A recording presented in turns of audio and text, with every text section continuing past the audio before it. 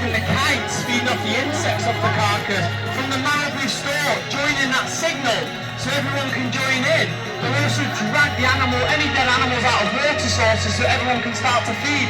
The white storks, the secretary bird, the egrets, everything fits so closely together. Even though these birds are completely different species, they all work together, and without one of them being here, the whole thing just doesn't work. So if you take one little step out of that ecosystem, being that vulture, sadly the whole thing just sadly doesn't survive.